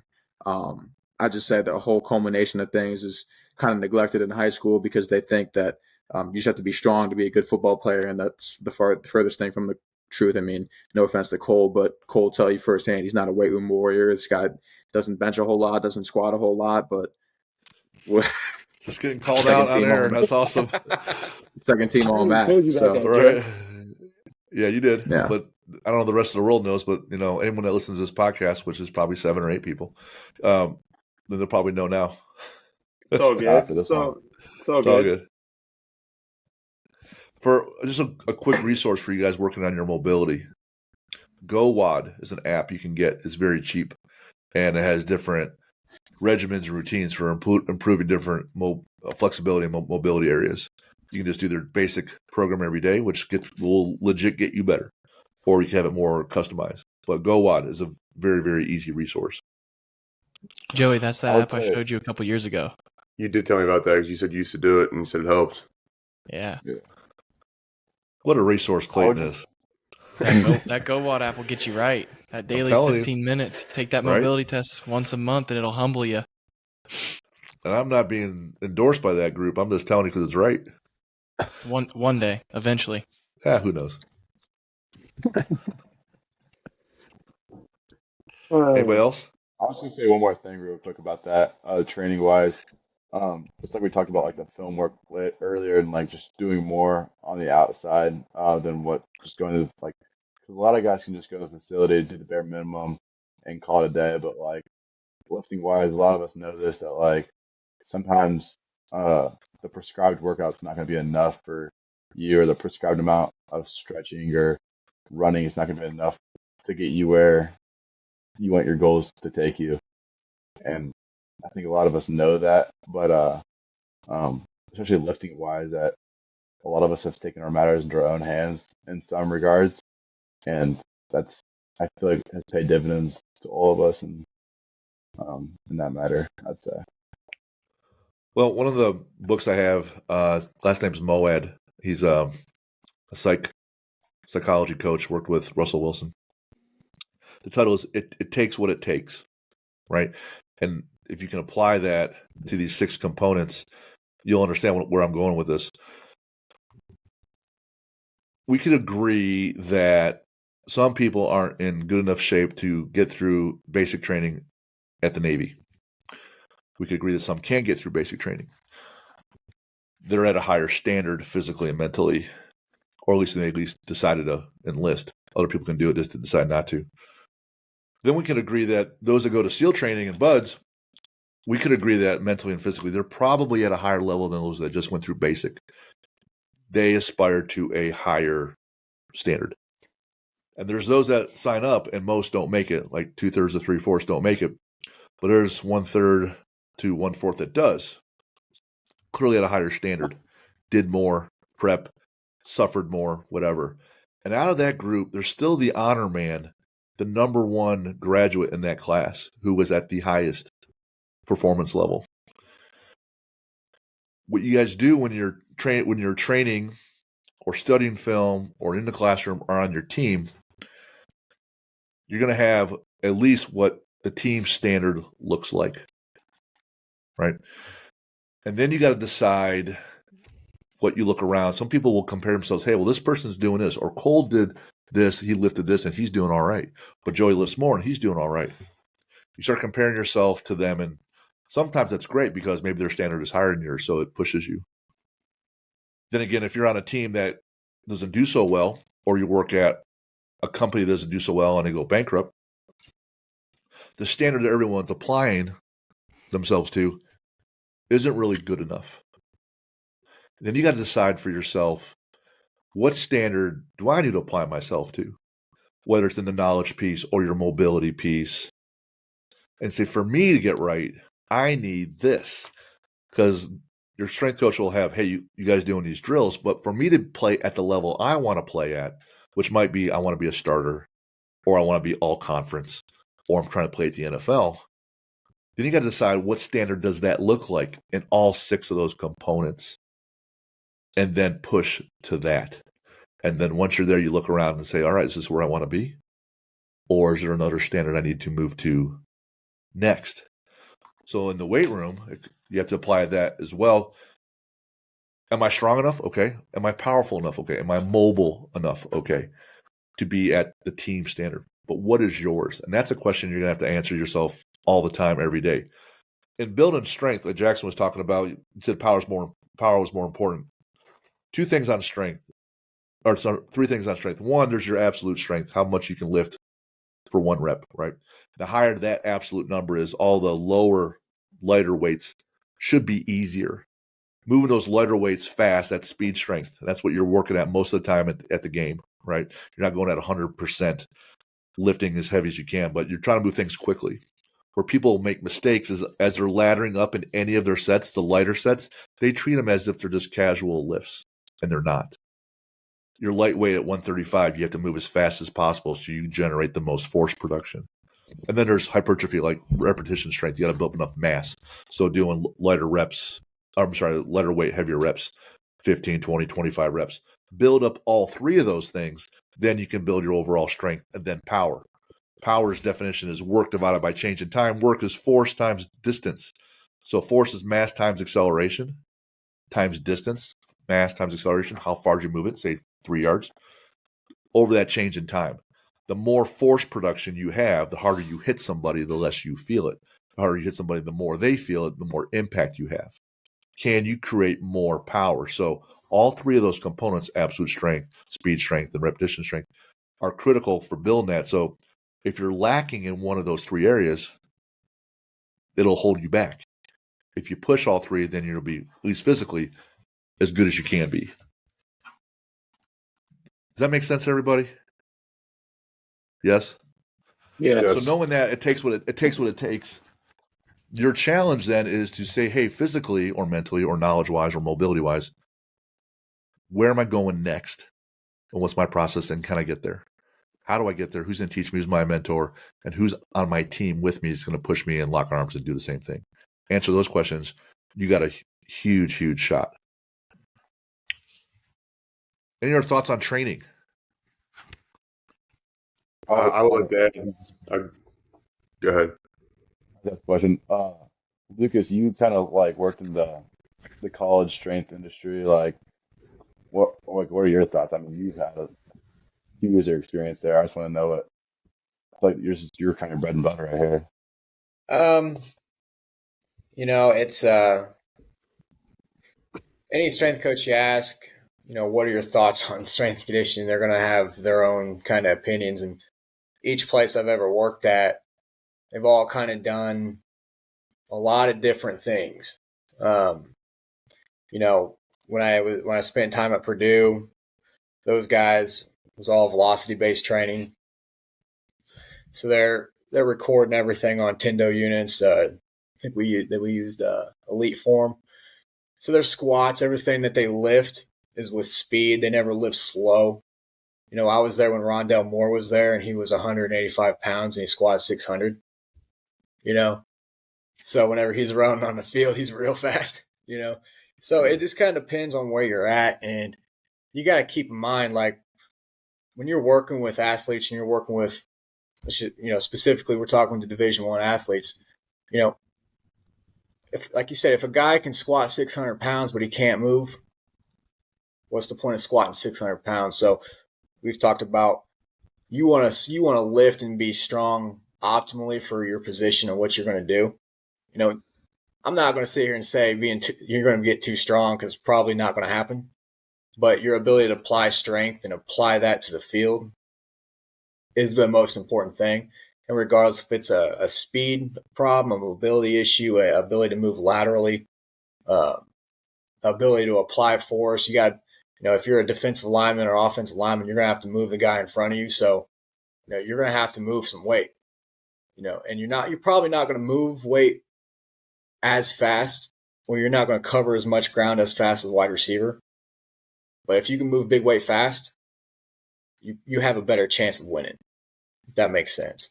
So, Nope, there's no right or wrong way to train, but you got to understand who you're training, what the task of, the task of your sport.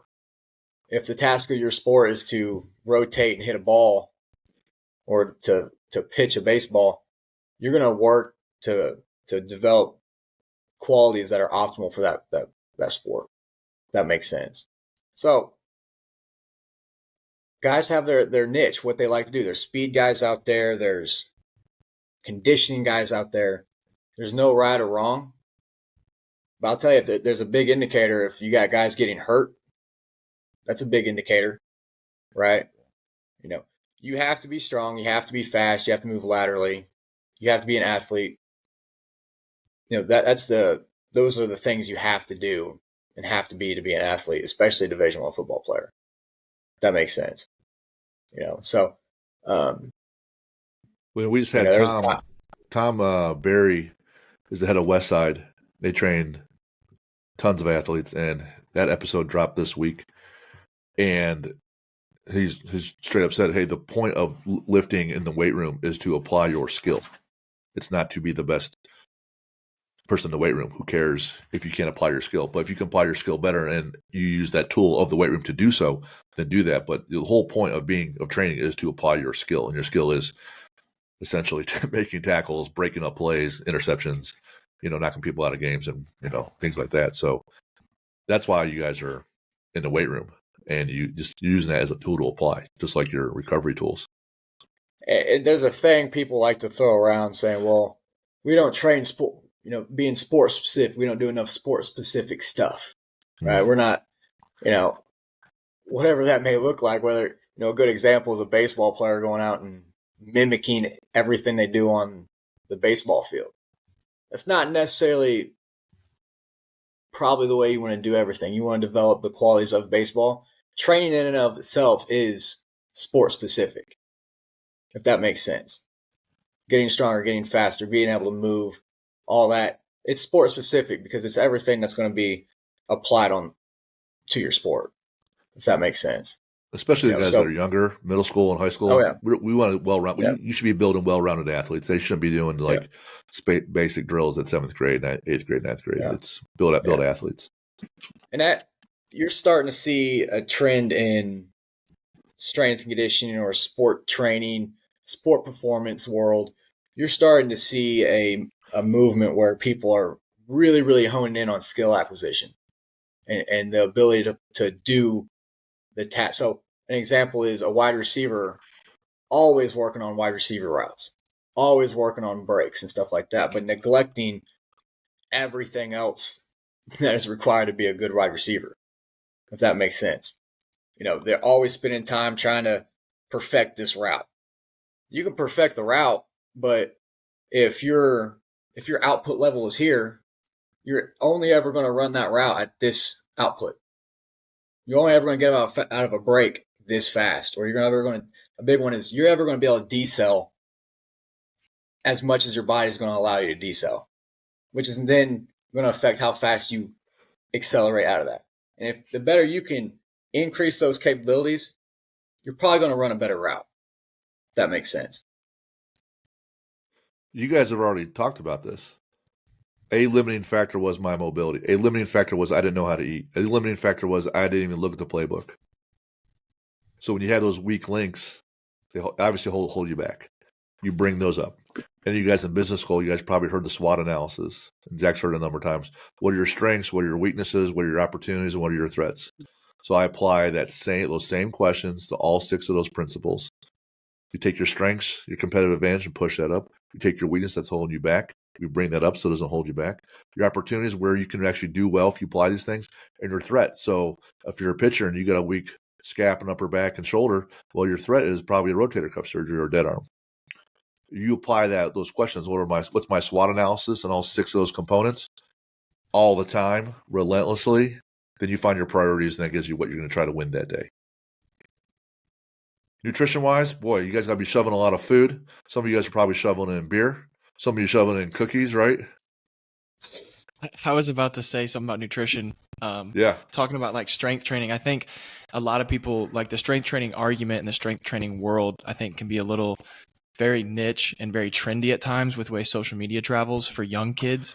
So whenever I go back to my high school and I talk to those guys, I think we have a really good strength and conditioning program at my high school, and those guys want to talk about doing other stuff, and I'm like worry about the low hanging fruit here. Let's talk about nutrition and sleep, because you're gonna, as a high school kid, as long as you're doing getting through your phases of strength training, getting through explosive movements, getting through your plyometrics, getting through your volume that you need to, like, you're going to grow and be a bigger, faster, stronger athlete because you're a teenage kid that's growing no matter what.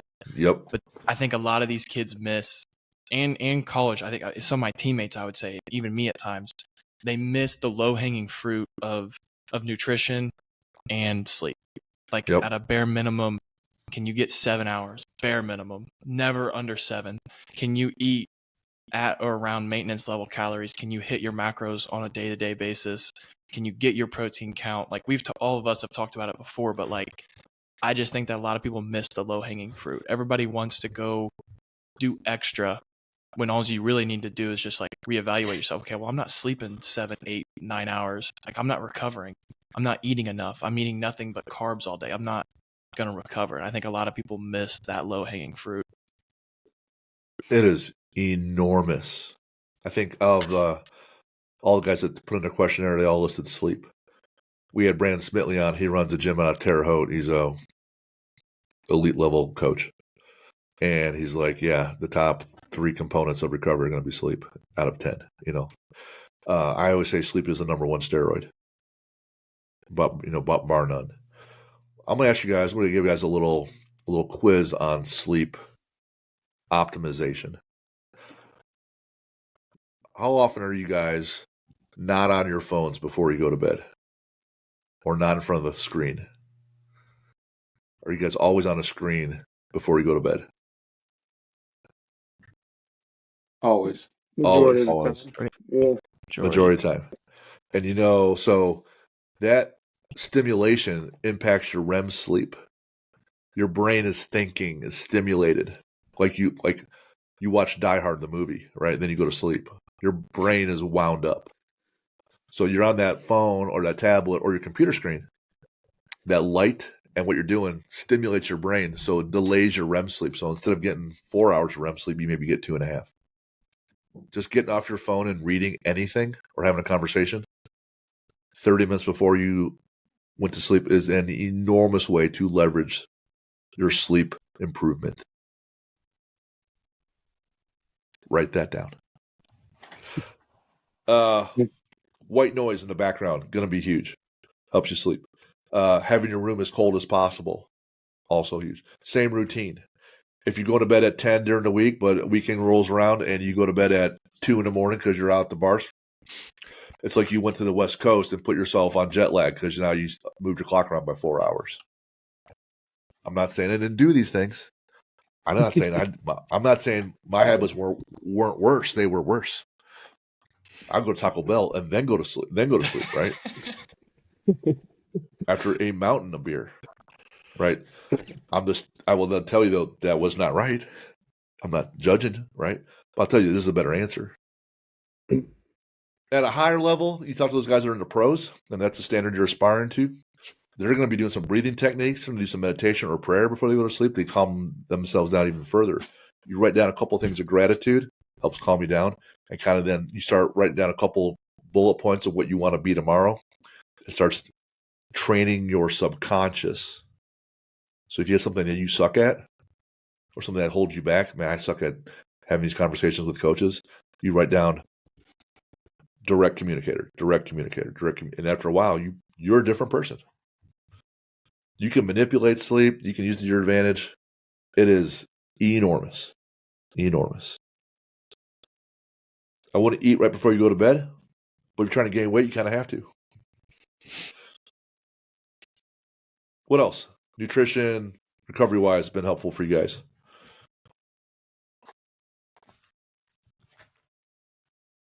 Anything? You hit on all mine.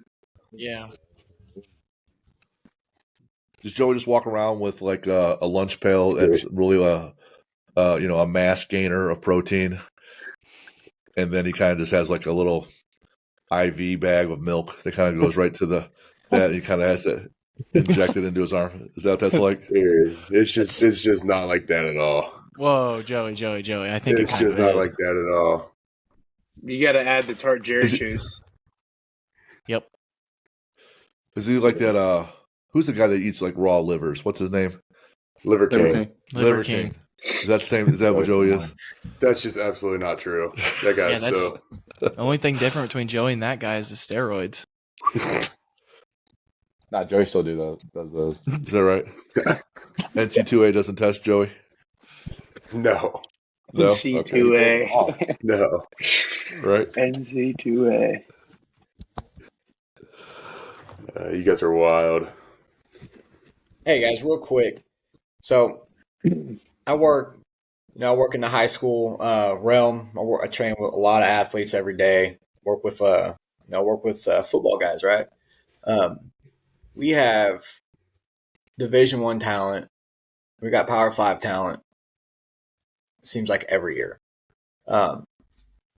Now, every kid we work with wants to go to college. They have the dreams of playing Division I, and so the things you guys say, some of these guys are going to hear that, and it's gonna impact them.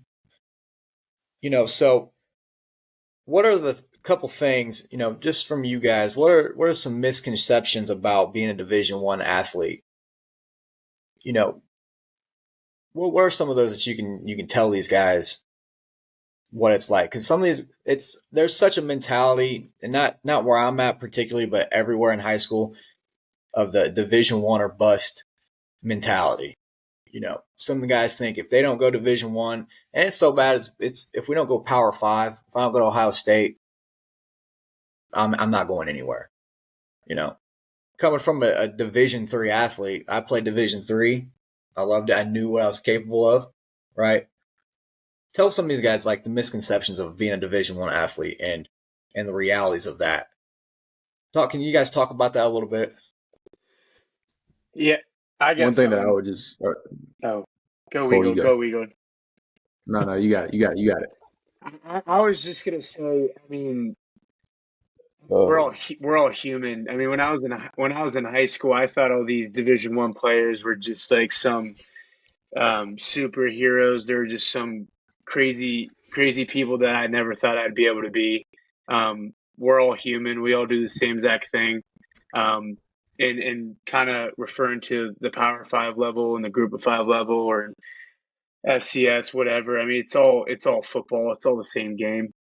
There's just a couple different things between either coaching or personally, I think it's a little bit between coaching and just in the trenches. I think there's a lot of Group of 5 mid-skill / skill players that can easily play Power 5. It's just those small little things that are the biggest difference, I'd say, from my personal experiences. But really, just not to be overwhelmed. And when you become a Division I athlete, you still do similar things to what other people do. Obviously, your schedule is different. Obviously, normal college students do different things. But I mean, we're all human. I mean, you're going to make mistakes. They're not perfect people. They have emotions, like all that kind of stuff. So that was my biggest thing prior to college and thinking back on it now, that we're all just human and we're all just normal people that just play a sport. So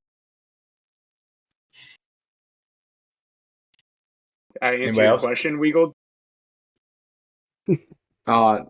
Yeah, more or less. I would just say that the man who loves walking will walk further than the man who loves a destination.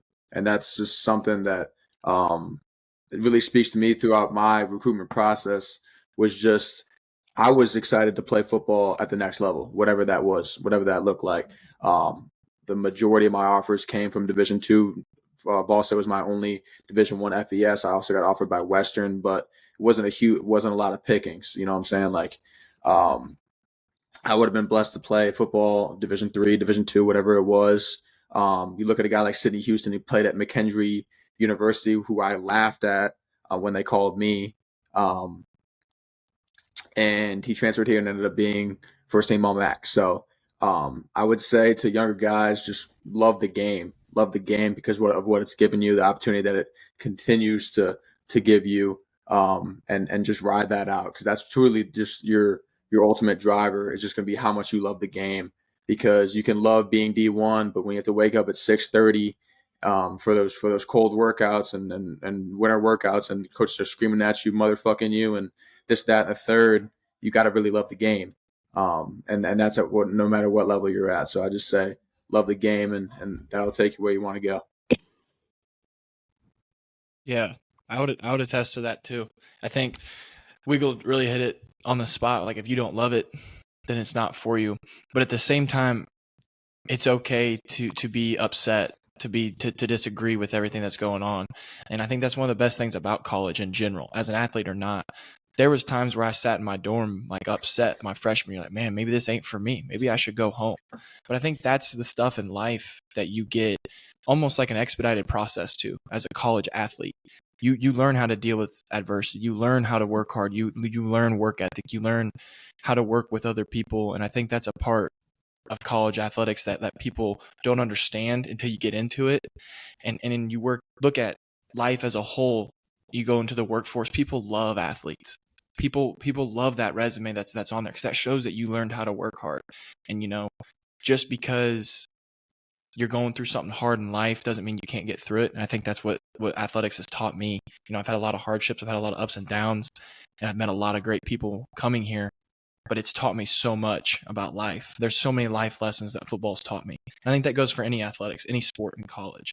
So if it's something that somebody as a high schooler is like, man, maybe I should go, maybe I shouldn't, there's no harm in trying. There's no harm in attempting at getting your education paid for. There's no harm in going to meet new people, learn a new life, and have a different perspective. Now, you said one really good thing about how you handle adversity. People, kids, athletes, if you don't handle adversity very well, and you break down, and you can't handle a situation, or you can't handle a way a coach is talking to you, or anything along that lines, what would you tell the kid that's learning how to handle adversity and not necessarily reacting to everything that they're told or being coached or being asked?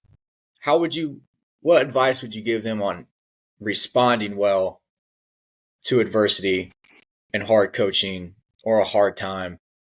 It could be anything, because how you handle that stuff is really, really going to dictate, quite frankly, if you ask me, if you make it or you don't. Yeah, I think, God, man, there was a quote that I read not that long ago. Epictetus, it was like a Stoic quote. I can't remember. It was just basically about, you can't learn if you think you know everything. And I think when adversity strikes and when things get tough, a lot of people just think that they know everything. They let their ego take pride in themselves, and they don't just let things happen. I'm going to screw up. I've screwed up a lot in my life, and I've had a lot of really good mentors there to help me. But if I didn't accept the fact that I didn't know everything in life, then I would have never let that coach really teach me something. I'd never let that professor, I'd never let that mentor. So I think the biggest thing is, like, so many people get egotistic and think that they're too big to be spoken to in such a manner, and you just have to accept it. You need to accept that there are people out there that know more than you. Everybody's lived a different life, and the big part is just swallowing your pride sometimes and just accepting that you're in a tough spot and you need help, and learning from others, because there's so many other people that have seen something similar to you that can offer advice. That's awesome. Well, there's adversity all the time, right? Have you guys ever grown more from a time when there wasn't adversity? Or you don't grow a lot when it's really easy, right? That's why I don't agree with people say, hey, it's win or learn. It's win and learn, or lose and learn. You should learn both times. As for adversity, at almost 49 years old, what I would say is this: beg for it. If you're going to grow quicker from adversity and not quick at all from having it easy, beg to have to strain under anything.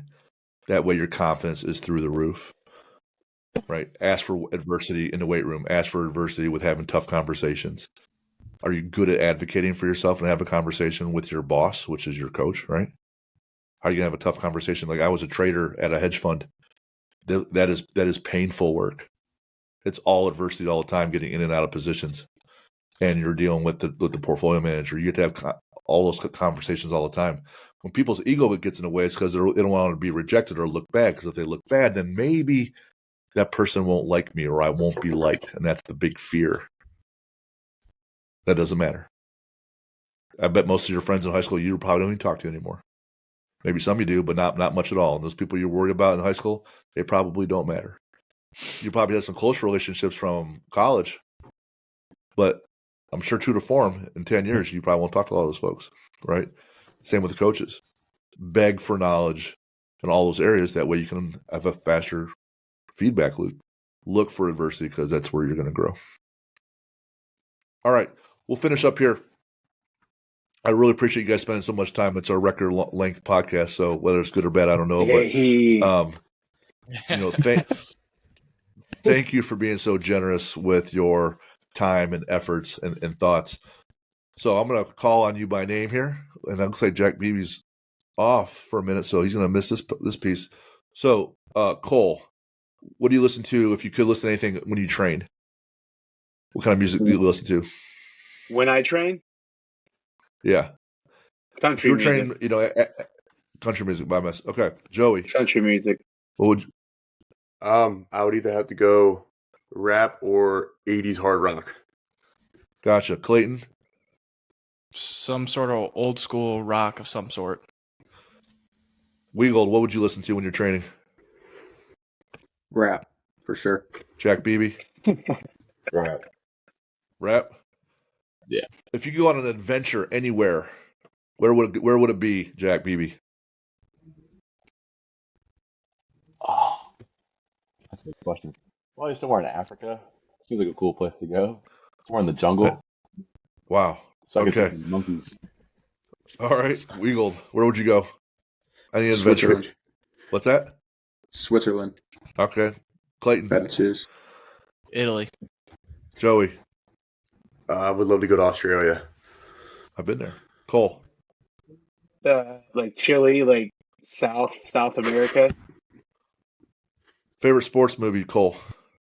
Sports movie? Friday Night Lights, is that? Yeah, that's a movie. Yep. Joey? This has nothing to do with football, but I'd have to say Major League, the baseball movie. That movie's fantastic. Go Tribe. Yeah, Clayton. go Tribe. Yes. 40 took mine, so I would have to say Miracle Same on one. Ice. That movie rocks. That's a good one. Oh, that's a good Weagold. one. Remember the Titans.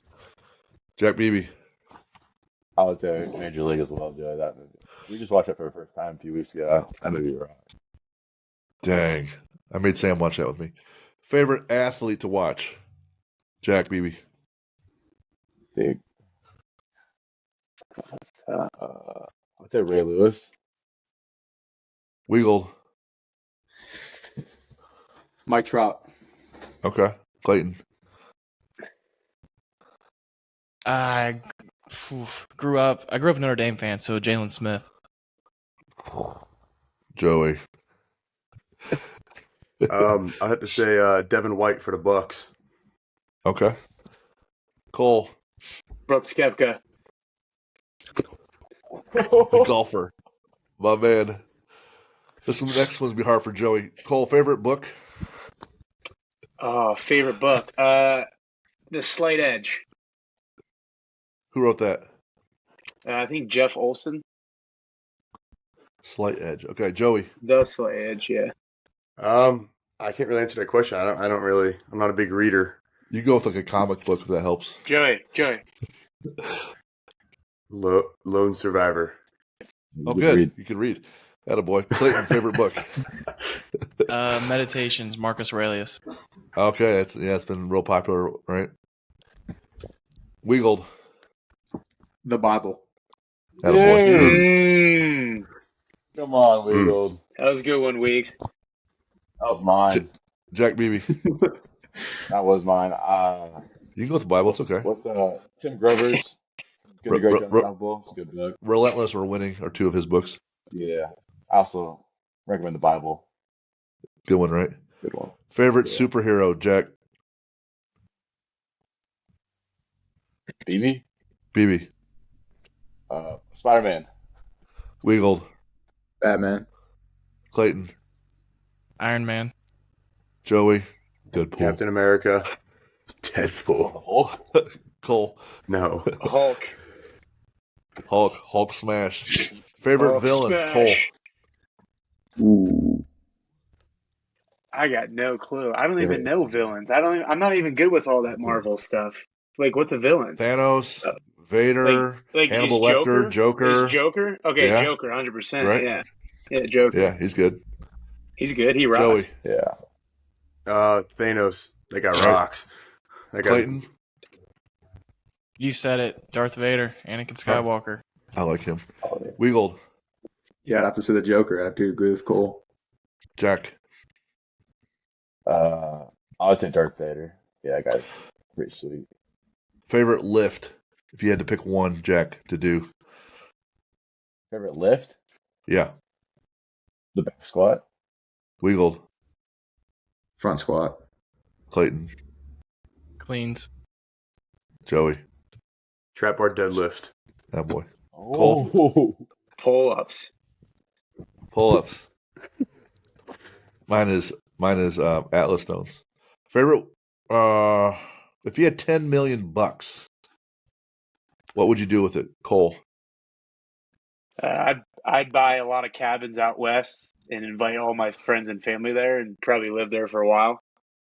Have our own Perfect. cows and Well- chickens, and literally live off the land out there with a bunch of huge cabins. Probably in like Wyoming. That'd be great. Yeah. Oh, I love Nice. cabins. Yep. Joey, 10 million. Go to Definitely Vegas. Go somewhere. No. definitely go somewhere in like the Caribbean. Buy a nice beach house. Local Caribbean. strip bar in Muncie. Clayton, $10 million. Still going to medical school?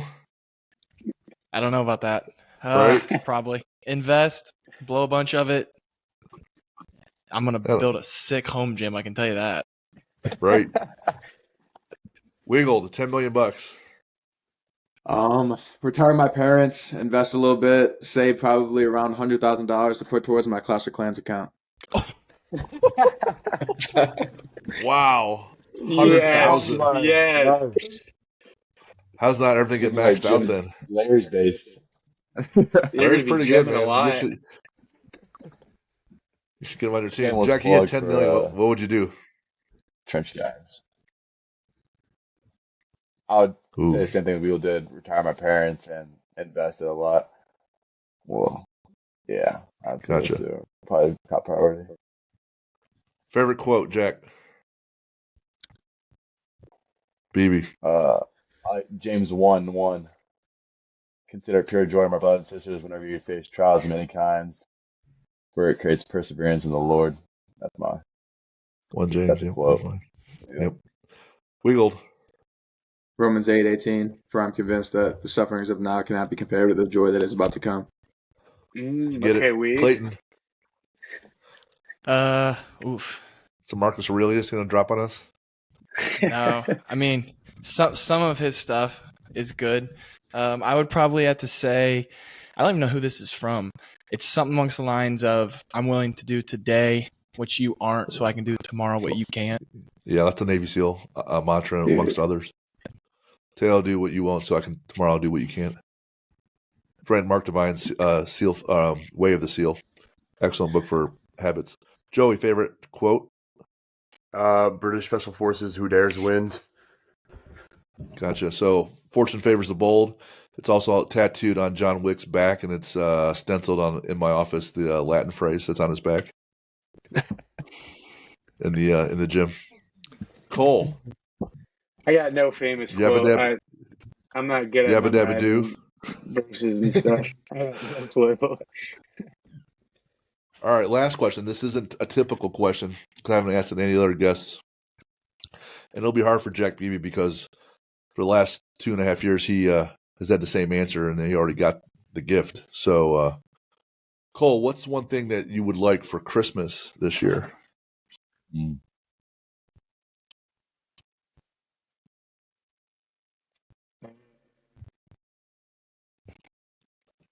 I don't know. I have nothing in particular I want. I don't have an answer. That's terrible. All right, Joey. Well, I have to say, a trip up to Unbreakable and get that lift in. That's Let's that's go. that'd be my, Let's that'd be my go. Christmas gift. Let's go. Yeah. Plugged. We got tons of Nice. protein and Nice. IV bags for you too, so you'll be fine. Yes, sir. Clayton, what's a Christmas gift that you like to have underneath the tree? The only thing I've like formally asked for was this book.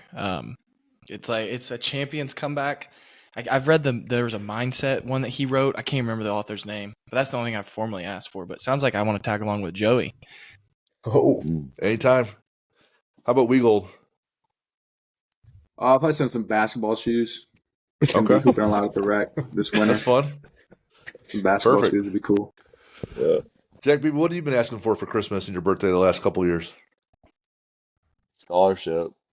That's right. Every year. Ooh. hey. Jack, what do you want? Got it. Hey, baby. And he's like, Present I just want a scholarship.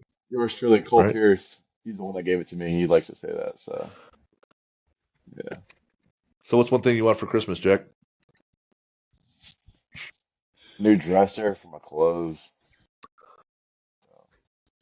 Nope. Ooh. Nope. I asked her for it today. She said, send me the You get link. protein in a So, right. Lucas, you? we got Joey. Me? I've had the same pair of weightlifters for like six years. I'd like to Shoes? get a new pair. Yeah, get a new pair of like Olympic weightlifting shoes and some gas money. Oh boy. Honestly. Yeah, All right. Good answer. I like it. All right. You guys got anything else for me? I'll let you guys go. We're right at 2 hours. You guys are very generous, man. Thanks so much. You guys good? all All good. good. Yeah. Thanks, Jim. Great. Thank you. Thanks. All right, guys. Appreciate you. Have a good one. Yeah.